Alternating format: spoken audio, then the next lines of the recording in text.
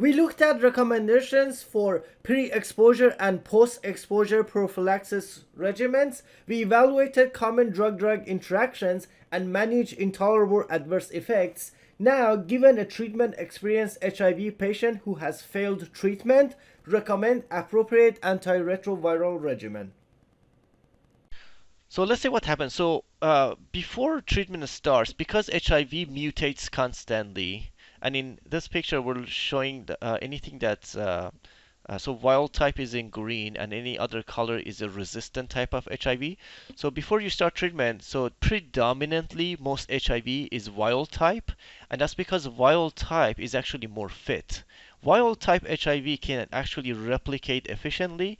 Wild type HIV can replicate fast and it's easier.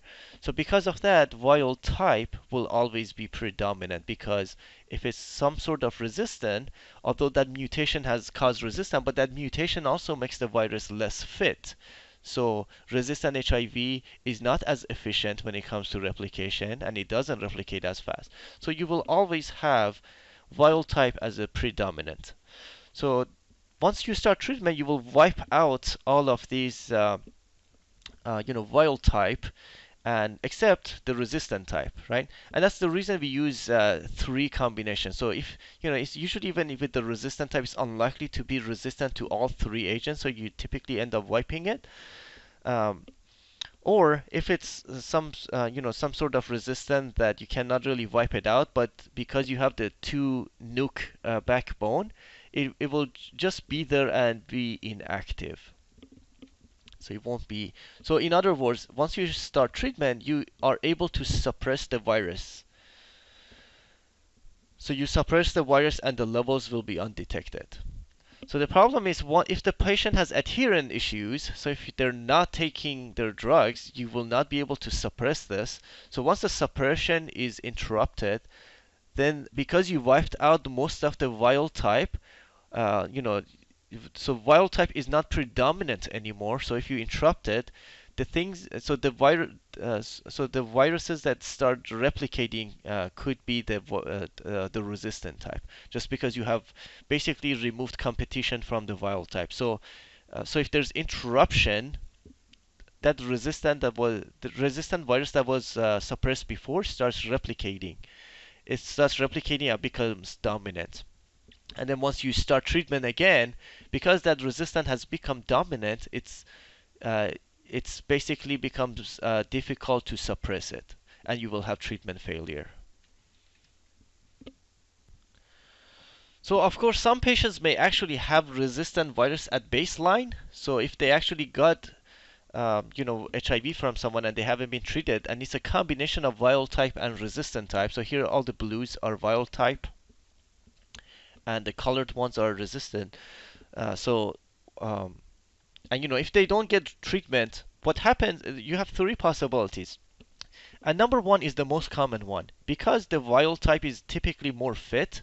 So if someone got infected with a combination of wild type and resistant, as time goes on, the wild type becomes the predominant, because the wild type is typically more fit. So it actually outgrows the resistant types and becomes the more dominant. So the the reason I'm talking about this is because time is issue.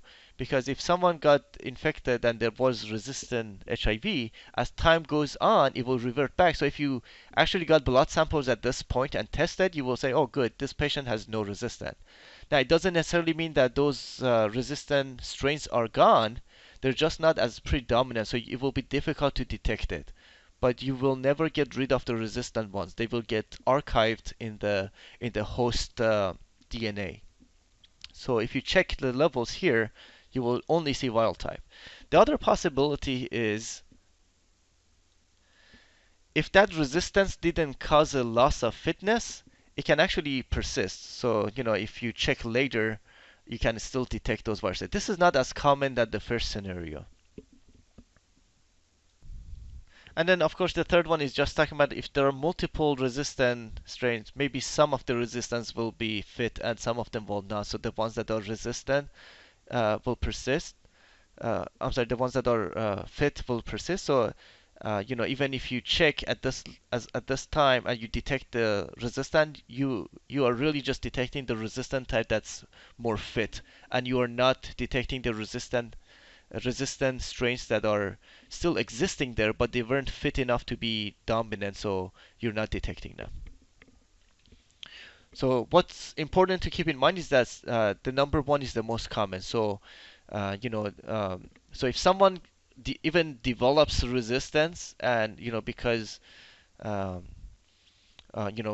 for whatever the reason was, if they develop resistance and the patient stops taking, or if you interrupt treatment, it's important to check for resistance immediately, because as time goes on, chances are that that virus will revert back to wild type. So if you check, months later, you're not going to be able to detect the resistance because it reverts back to wild type.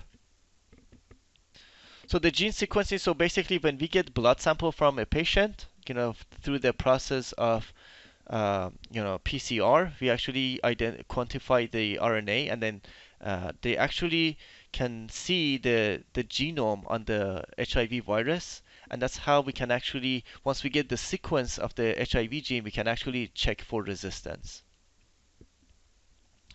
Um, so here's a general nomenclature for mutations that occur in genome. So this could be any genome. So whether it's bacteria or viruses or human genome, so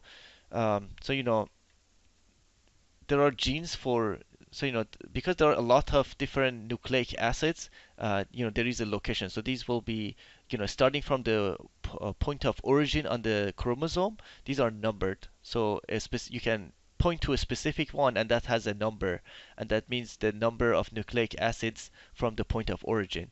So they would say, if they say 103, that's the 103rd codon on the genome, and the first letter would say that it was supposed to be, for example, K for lysine. So if the 103rd codon, and codons are, basically groups of 3 amino acids that will translate into an amino acid.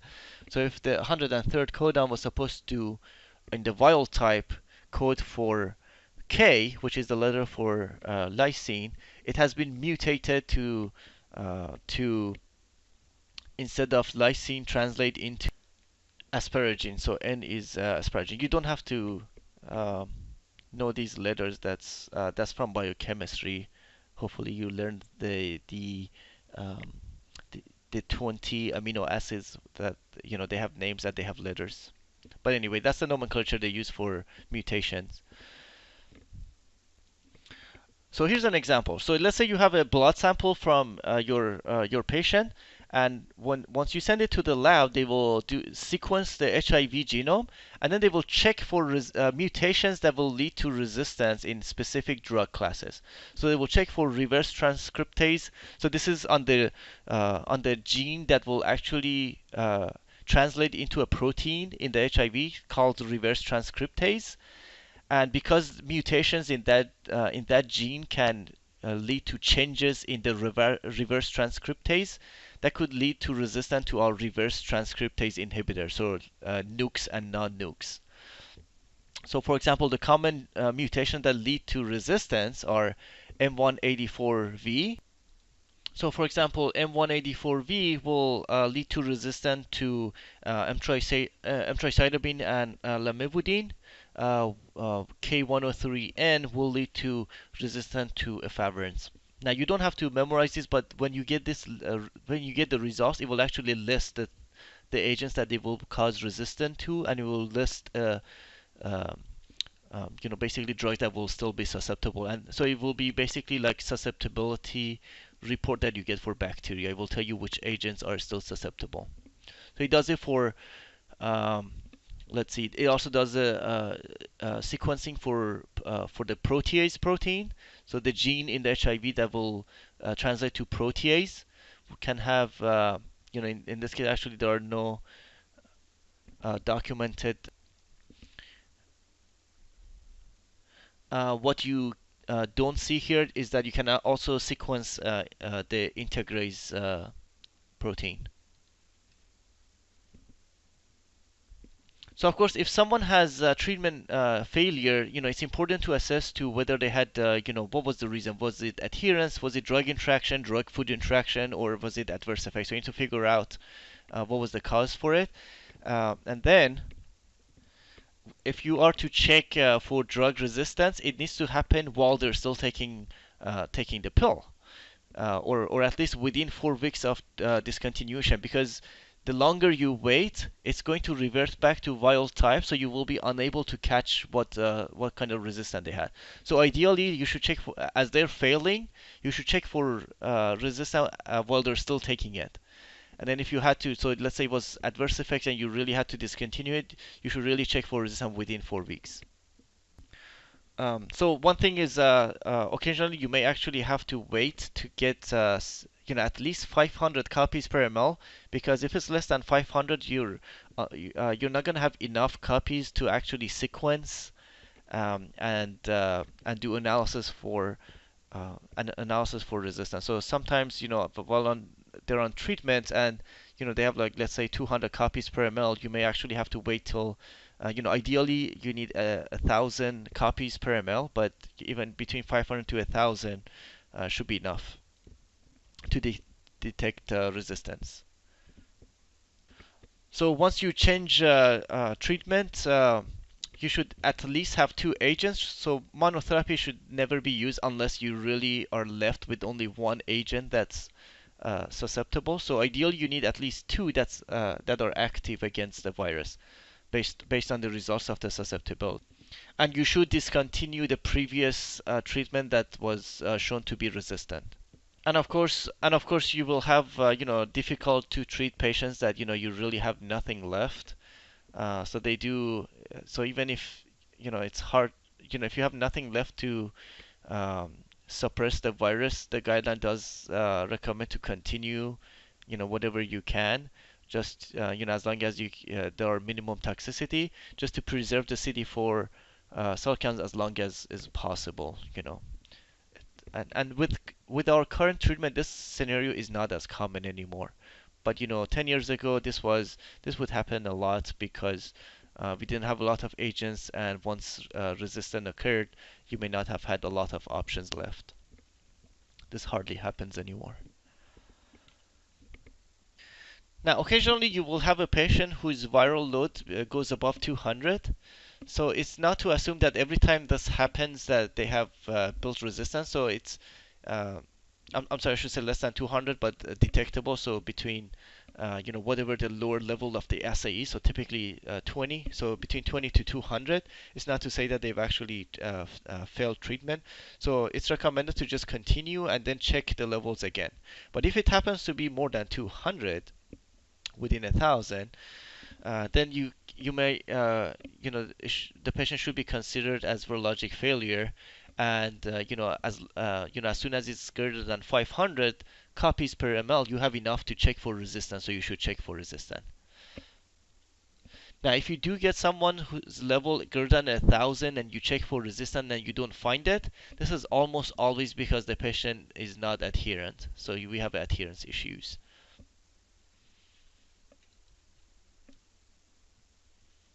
Now, if it is greater than 1,000 and resistance has been identified, then you use, there is a HIV drug resistant database that you can actually, once you get the sequencing results, you can actually input it to this database, and it will tell you what agents will be still available or susceptible.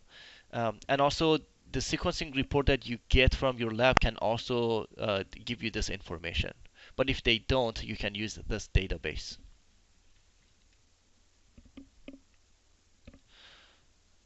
So there's the concept of genetic barrier to resistance. So in general, if one mutation in the virus will lead to resistance, we call this a low barrier to resistance.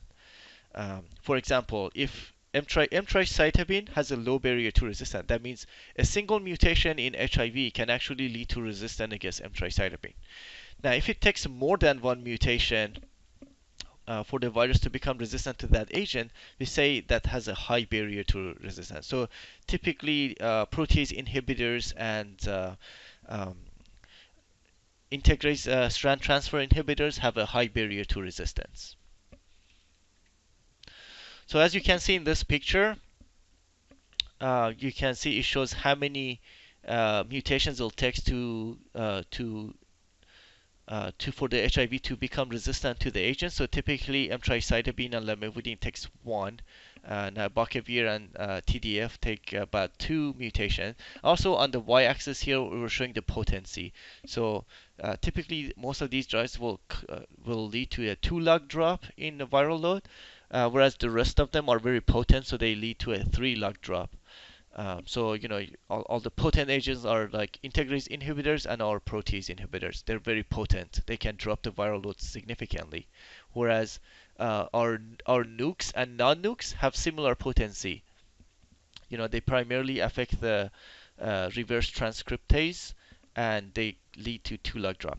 But when it comes to barrier to resistance, you can see that darunavir, it takes more than 4 mutations for the virus to become resistant to darunavir. So that's why darunavir is your ultimate tool ultimate treatment for patients with resistant. And when it comes to second generation integrase inhibitors, we have dolutegravir and bictegravir that it takes 3 mutations to be resistant against them. So that's a lot. So dolutegravir, bictegravir, and darunavir are the options that we go to for resistant mutations, patients who have resistant strains. Atazanavir takes about between 2 and 3 mutations, so it's also a pretty high barrier. Elvitegravir and raltegravir, although they are very potent, but they are first generation integrase inhibitors, so they have the same barrier. So they are they have low barrier to resistance. So they're kind of equal to the non-nukes and nukes when it comes to how many mutations it takes for the virus to become resistant to it. So between 1 to 2.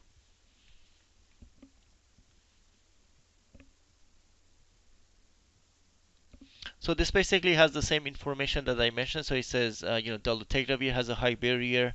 With elvitegravir and raltegravir, we say low to moderate barrier to resistance. And protease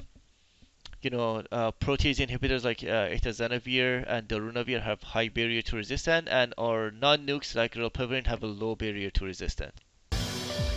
This concludes this presentation.